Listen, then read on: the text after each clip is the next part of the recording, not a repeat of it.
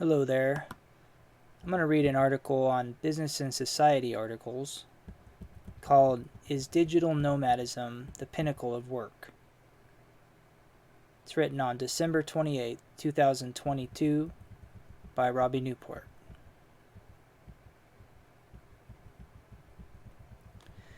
What if it wasn't all that great in reality? Most people working in any capacity online have heard of the term digital nomad, as this is the informal pinnacle of work in our modern world, it seems.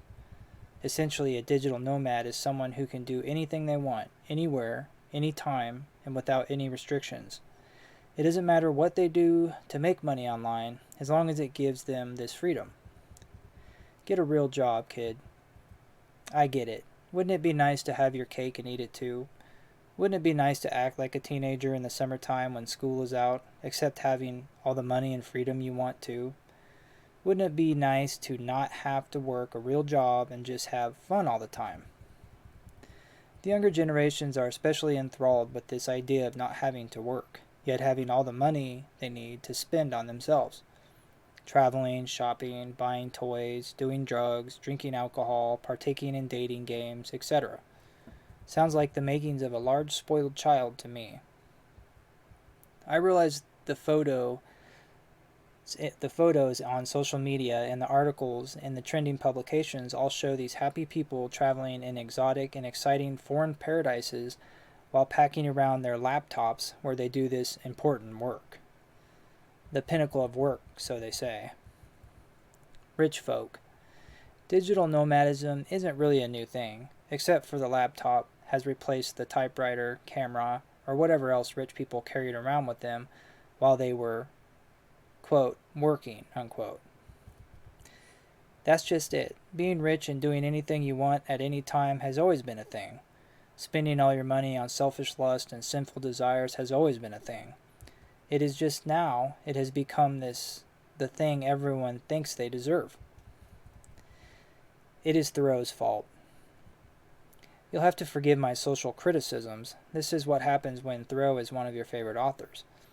Life Without Principle is a good read for aspiring digital nomads.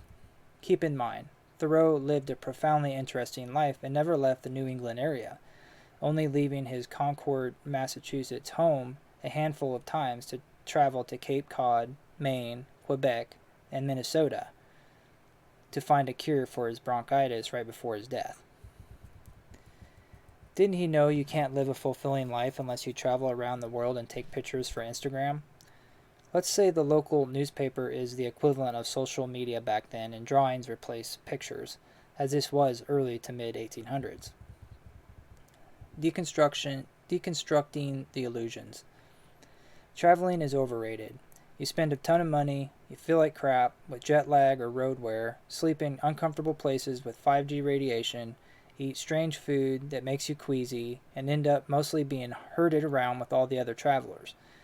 Hey, as long as you take smiling pictures in paradise, that makes it all worthwhile. $20,000 later with a headache and stomach ache. That is one of the problems with digital nomadism. It breeds false perceptions, even to the point of creating sociopathic liars. People have to believe they are living the ultimate life because otherwise they would have to face the disappointing reality.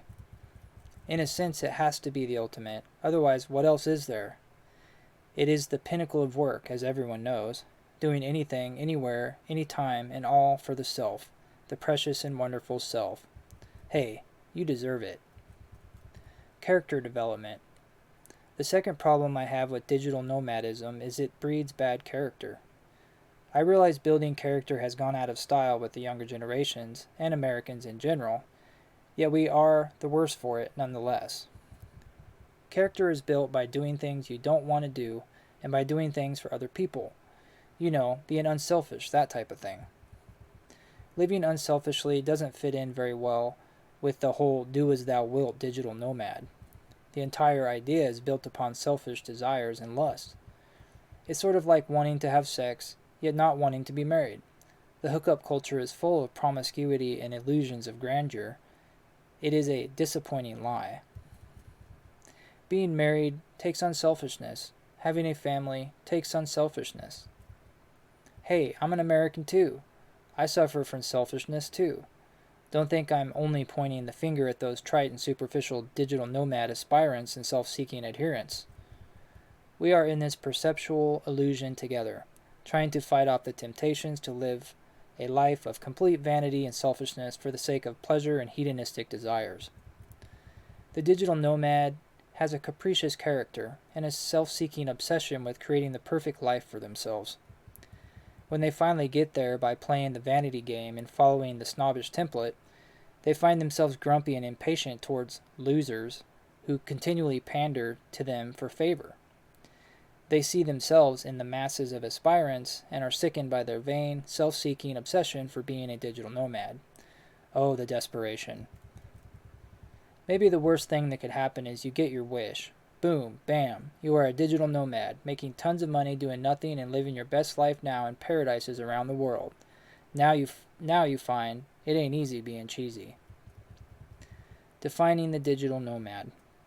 Let's look at the definition a recent article on HubSpot gives this illustrious pinnacle of work most modern people are aspiring to achieve. Quote, digital nomads are remote workers who usually travel to different locations. They often work in coffee shops, co-working spaces, or public libraries, relying on devices with wireless internet capabilities like smartphones and mobile hotspots to do their work wherever they want. Unquote. Travel, coffee, smartphones, Wi-Fi, money, and timelessness. What else could a person want? Doesn't it sound so wonderful? Unless you don't drink coffee, are Wi-Fi sensitive, EMF radiation, don't like to travel, like day job routine, don't like to visit public libraries or coffee shops, and hate your smartphone. Also, if you're applicable, don't like staying in hostels or hotels. I realize some people love their traveling jobs, and being a digital nomad to them is a wonderful and amazing experience. I realize they are so full of excitement they can barely breathe and function, and their days are full of endless pleasures they can only hint at through their endless selfies and wistful quips on their endlessly growing social media channels. I also realize this excitement will fade and reality will eventually take hold, and this is what I'm talking about. The fading dreams of yore. If someone hasn't built their character by the time they are middle-aged, they will find their youthful excitement and superficial values are simply vain illusions and shifting sands. They will begin to long for meaning beyond the perception they've worked so hard to present and build. Will it be too late for most digital nomads when they get to be middle-aged charlatans? No, but they will have to do the things they vehemently despised and ran from with their fantastical illusions of grandeur in their younger years. They will have to live a selfless life and admit they failed to remain an authentic person who lives for values beyond money and vain, selfish pleasures. Ugh. Truly, it is a curse to be rich and famous. Truly, it is a curse to do anything you want, anytime you want, and anywhere you want. Alternative definition. Digital nomad is another name for a spoiled and entitled adult who is self-obsessed and lives a life of self-seeking pleasure doing meaningless, quote, work, unquote. It is no surprise why being a digital nomad is the pinnacle of work for the younger generations, as it represents the type of characters being produced by our degenerate society. A society that promotes sin and selfishness rather than truth and selflessness. The exceptions. I realize there are exceptions to every scenario. There are people who have solid characters who are living as digital nomads and even doing meaningful work.